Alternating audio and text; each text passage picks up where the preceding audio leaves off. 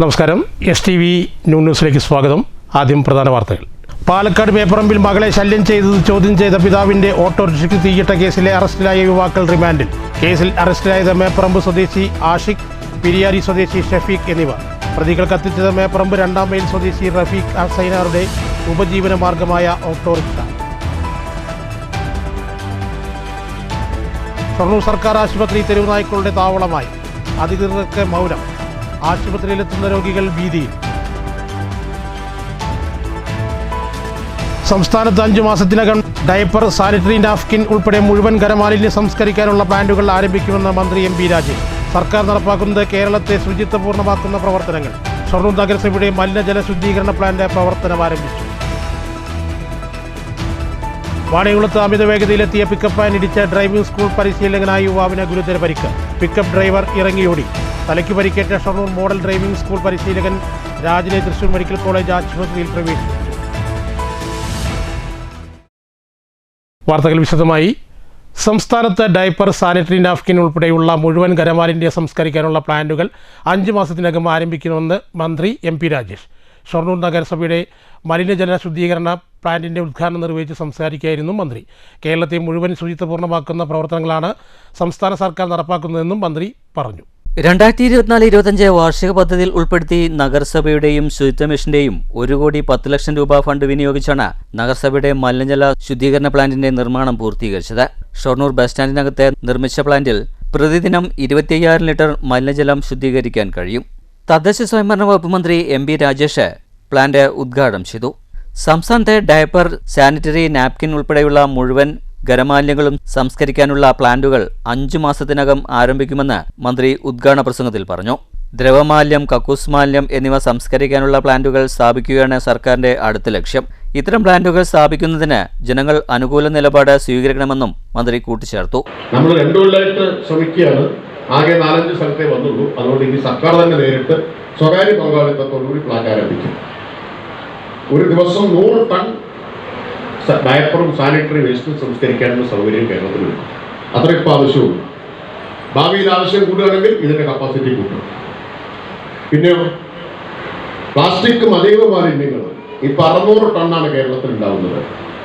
അതിന് 240 ടൺ ഇപ്പം സംസ്കരിക്കാൻ RDF ആക്കാൻ കഴിയുന്നില്ല. അതിൻ്റെ കുറവുണ്ട്. അതുകൂടി ചേർത്ത് 720 ടൺ ഒരു ദിവസം RDF ആക്കി മാറ്റാൻ ആവശ്യമായ 6 പ്ലാന്റുകൾ 4 മാസം കൊണ്ട് വരും.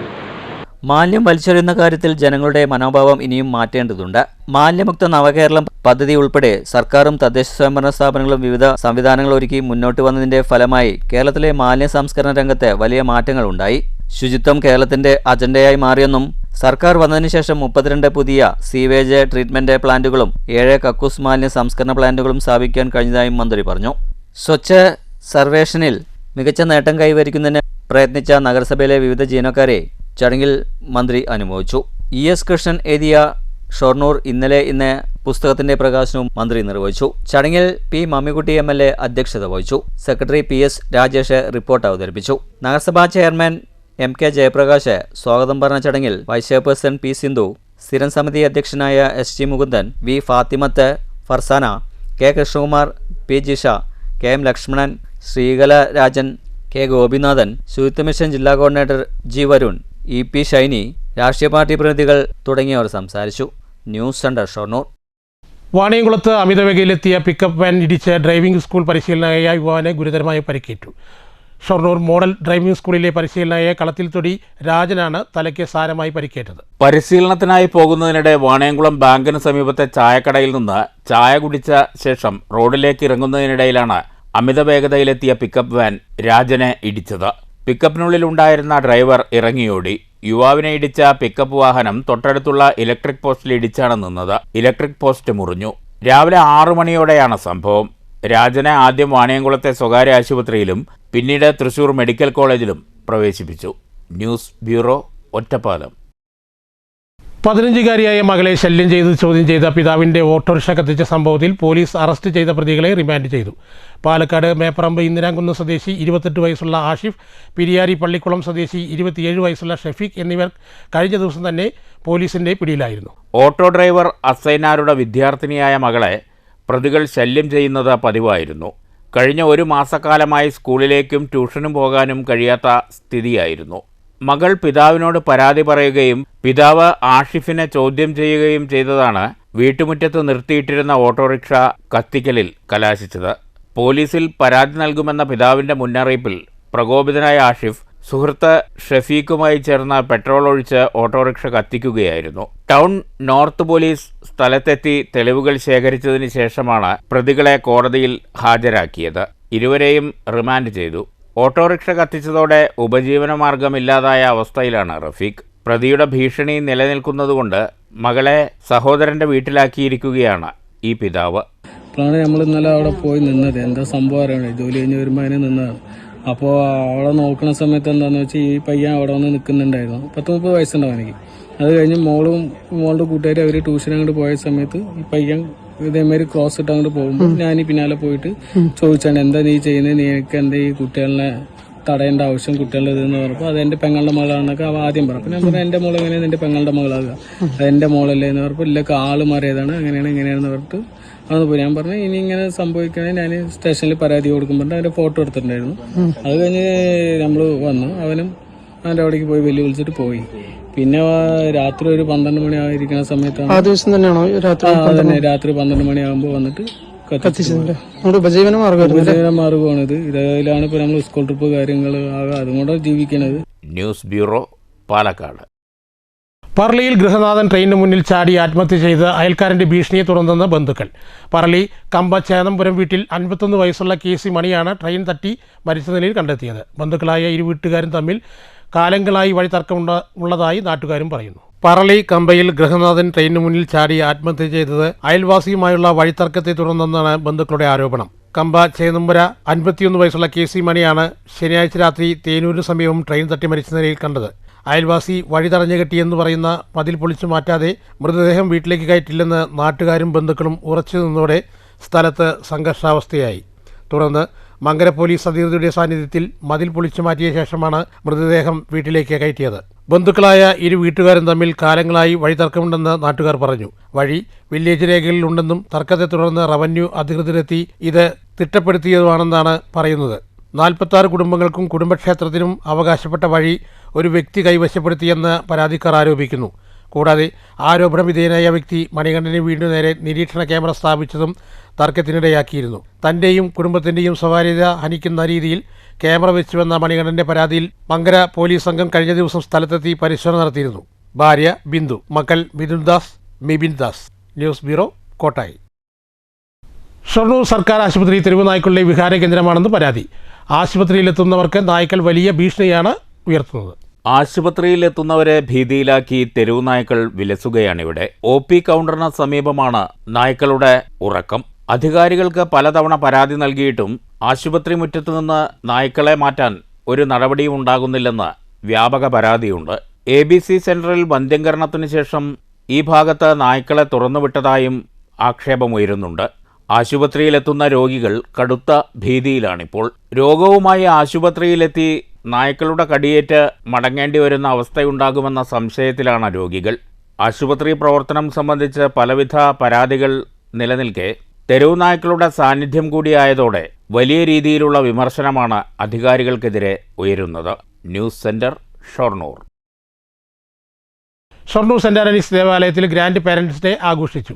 ഇടവ് വികാരി ഫാദർ ജപമാല പീറ്റർ ലോറൻസ് ഉദ്ഘാടനം ചെയ്തു. ഷൊർണൂർ സെന്റ് ആന്റണീസ് ചർച്ച് KCYM-ന്റെയും കാക്കറ്റിസം വിഭാഗത്തിന്റെയും ആഭിമുഖ്യത്തിലാണ് ഗ്രാൻഡ് പാരന്റ്സ് ഡേ 2025 ആഘോഷിച്ചത്. ഇടവക വികാരി ഫാദർ ജപമാല പീറ്റർ ലോറൻസ് ഉദ്ഘാടനം ചെയ്തു.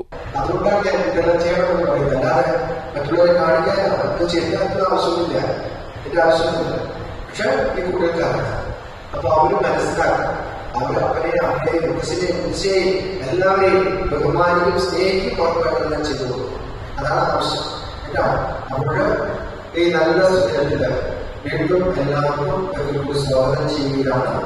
അതുകൊണ്ട് മുത്തശ്ശനും മുത്തശ്ശിക്കുമുള്ള സീറ്റ് കൊടുക്കുക, മുത്തശ്ശനും മുത്തശ്ശി അല്ലാത്തവര് ബാങ്കിലേക്ക് പോവുക, അവർക്ക് സ്ഥലം കൊടുക്കുക, നടക്കാൻ പറ്റാത്തവരെല്ലാം അവിടെ ഇരിക്കുക കേട്ടോ. പൊസഷനിലേക്ക് വരണ്ട, നടക്കാൻ പറ്റുന്നവർ മാത്രം പൊസഷനിലേക്ക് വരിക. യേശുവിൻ്റെ മുത്തശ്ശനും മുത്തശ്ശിയുമായി വിശുദ്ധ ജോക്കോക്കിമിൻ്റെയും അന്നയുടെയും തിരുനാൾ ദിനത്തോടനുബന്ധിച്ചാണ് ഇത്തരമൊരു ആഘോഷ പരിപാടി സംഘടിപ്പിച്ചത്. വിശുദ്ധ കുർബാനയ്ക്ക് പാരിഷ് കൗൺസിൽ നേതൃത്വം നൽകി.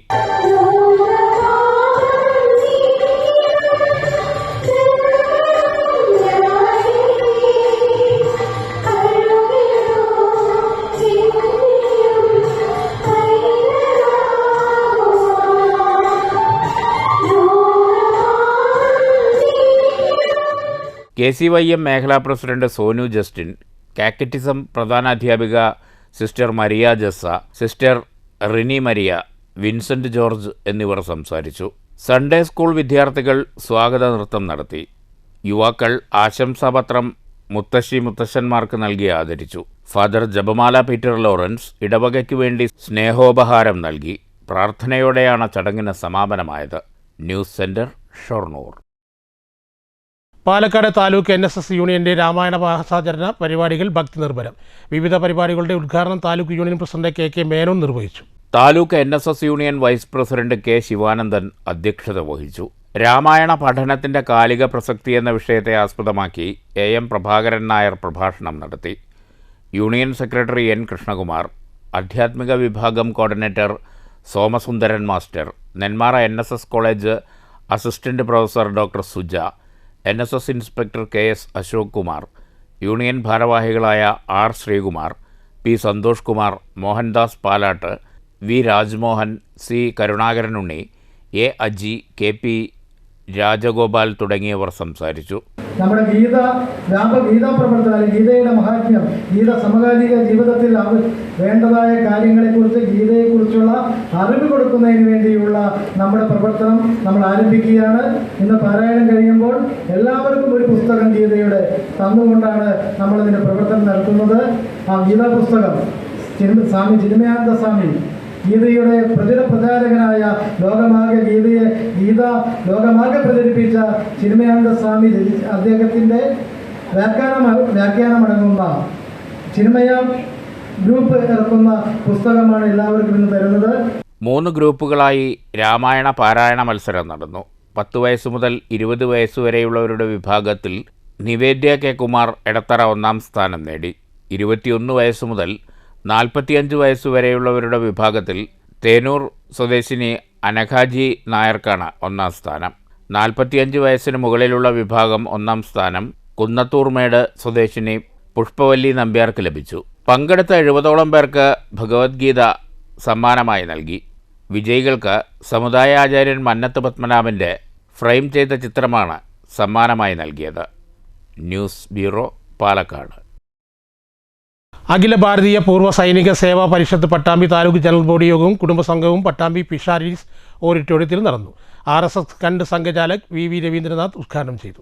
Taluk general secretary K Manikandan സ്വാഗതം പറഞ്ഞ ചടങ്ങിൽ working president retired colonel M Achuthan മുഖ്യപ്രഭാഷണം നടത്തി. ജില്ലാ general secretary AK Muralidharan, Sainya Matrushakti ജില്ലാ president Jaya Achuthan, taluk treasurer VP Gangadharan, Sainika Matrushakti taluk president Sreedevi Vijayaraj എന്നിവർ സംസാരിച്ചു. യോഗത്തിൽ പുതിയ ഭാരവാഹികളെയും തെരഞ്ഞെടുത്തു. കൃഷ്ണപ്രകാശ് പ്രസിഡന്റായും KP ജയരാജൻ സെക്രട്ടറിയായും VP ഗംഗാധരൻ ട്രഷററായും താലൂക്ക് കമ്മിറ്റി നിലവിൽ വന്നു. സൈന്യ മാതൃശക്തി താലൂക്ക് ഭാരവാഹികളായി president Sreedevi Jayaraj, secretary G Smitha, treasurer TK Binu, treasurer TK Bindu എന്നിവരെയും യോഗം തെരഞ്ഞെടുത്തു. News centre, Shoranur. 2004 ശ്രീനഗറിലെ രാജ്ബാഗ് ബാരിക്കിൽ തീവ്രവാദി ആക്രമണം ഉണ്ടായത് ക്യാമ്പ് സുരക്ഷ ഒരുക്കേണ്ട ഡ്യൂട്ടി കമാൻഡിൻ്റെ അനാസ്ഥ മൂലമെന്ന് സേനയിൽ നിന്ന് പിരിച്ചുവിടപ്പെട്ട കോട്ടായി സ്വദേശി അയ്യപ്പദാസ് പാലക്കാട്ട് വാർത്താസമ്മേളനത്തിൽ ആരോപിച്ചു. 2004 ഓഗസ്റ്റ് 4 രാജ്ബാഗ് തീവ്രവാദി ആക്രമണത്തിൽ 10 സൈനികർ വീരമൃത്യു വരിച്ചിരുന്നു. 11 ജവാന്മാർക്ക് പരിക്കേൽക്കുകയും ചെയ്തു. തിരിച്ചുള്ള ആക്രമണത്തിൽ 2 തീവ്രവാദികൾ കൊല്ലപ്പെട്ടു. 69 ബറ്റാലിയൻ ഇൻസ്പെക്ടറുടെ സന്തത സഹചാരിയും ക്യാമ്പിൻ്റെ എല്ലാ സാഹചര്യവും അറിയാവുന്നതുമായ യുവാവാണ് തീവ്രവാദ ആക്രമണത്തിന് സഹായിച്ചത്. ആക്രമണത്തിൻ്റെ വസ്തുതകൾ മറച്ചുവെച്ചാണ് ഉദ്യോഗസ്ഥർ റിപ്പോർട്ട് നൽകിയത്. രാജ്യത്ത് പുൽവാമയിലുൾപ്പെടെ ഉണ്ടായ തീവ്രവാദ ആക്രമണങ്ങൾ അനാസ്ഥയുടെ ഭാഗമാണെന്നും അയ്യപ്പദാസ് വാർത്താസമ്മേളനത്തിൽ ആരോപിച്ചു. തീവ്രവാദ ആക്രമണങ്ങളിൽ ജവാന്മാർ മരിക്കുന്നത് തടയപ്പെടേണ്ടതാണ്. തെറ്റുകാർക്കെതിരെ നടപടിയെടുക്കണമെന്നും അയ്യപ്പദാസ് ആവശ്യപ്പെട്ടു. അത് പുറത്താക്കാൻ ഈ കാരണത്തിൽ എൻ്റെ ഒരു തെറ്റ് ചൂണ്ടിക്കാണിച്ചതിന് പുറത്താക്കാൻ. പക്ഷേ ആ തെറ്റല്ലാന്നുള്ള തെളിയിക്കാനുള്ള രേഖ എനിക്ക് കിട്ടി. പക്ഷെ ഞാൻ എന്തിനാണ് പുറത്തായി നിന്ന് എനിക്കിത് ഇതാക്കണമല്ലോ. 2006 അതിന്റെ രേഖകൾ എനിക്കുണ്ടായിരുന്നില്ല. ഇപ്പൊ എനിക്ക് രേഖകളുണ്ട്.